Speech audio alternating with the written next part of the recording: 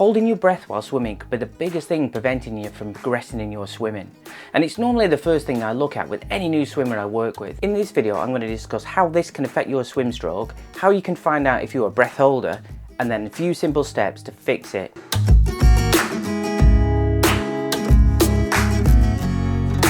Holding onto your breath can actually make you rush your swim stroke.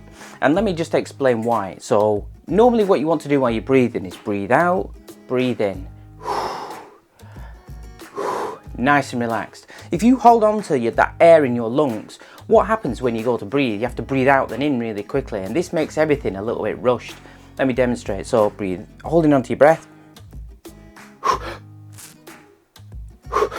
Like that. So you're holding onto breath, you've got to breathe out and then in.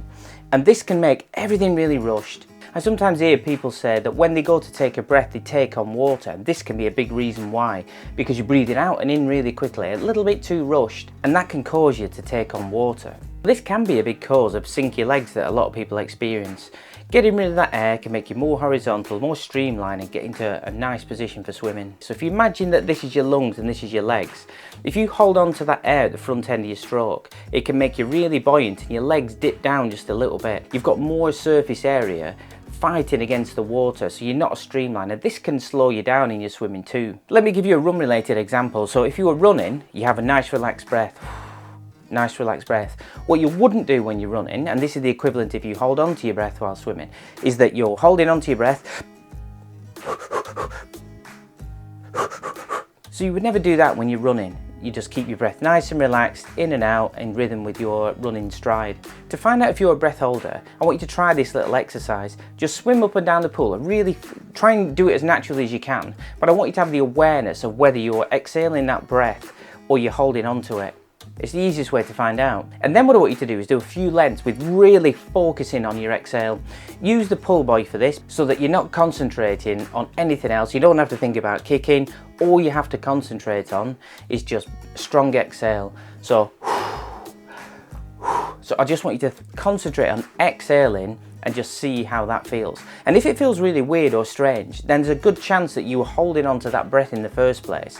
And when you're doing this drill, it actually feels different to what you would normally do. Okay, so how do we fix it if you're holding on to the breath? So one of the easiest things you can do is what we call the sink down drill. So to do this drill, what you do is you go into the deep end, move away from the side, put your arms across your chest and stay vertical in the water.